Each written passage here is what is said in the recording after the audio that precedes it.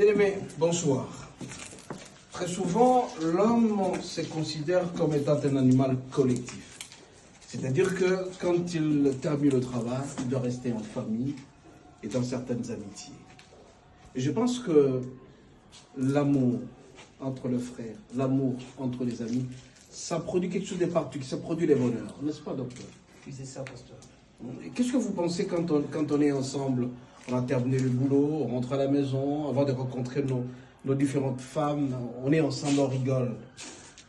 Nous nous sentons trop à l'aise. Par exemple, là, vous voyez, moi je viens de l'hôpital, vous venez d'un travail très stressant, mais on se retrouve en famille, on a des conseils, parce que vous avez vécu avant nous, il y a de l'expérience acquise, et là déjà ça donne vraiment de l'émulation, et en même temps, quand nous nous retrouvons par exemple dans des conditions comme ça, par conseil familial, vous nous dites comment est-ce que vous Voilà.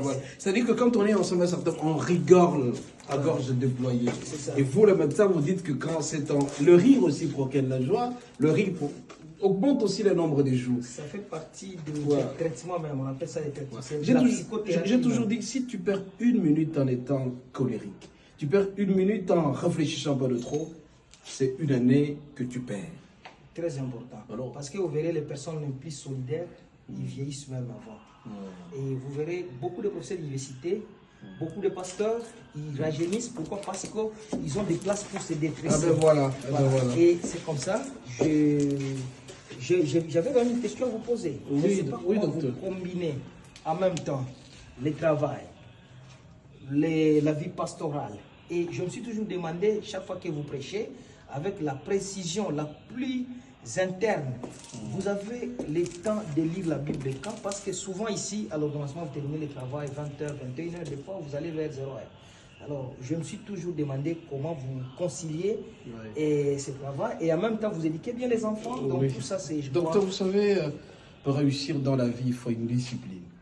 Un homme discipliné, c'est un homme qui doit savoir choisir ce qu'il fait. La vie est un choix. Ou soit tu choisis de réussir, ou soit tu choisis d'échouer.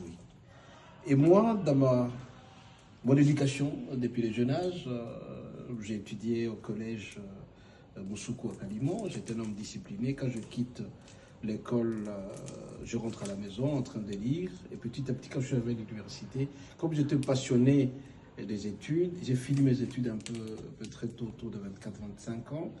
Et alors, en devenant ce que je suis aujourd'hui, je sais mettre chaque chose. Et j'aime ce que je fais.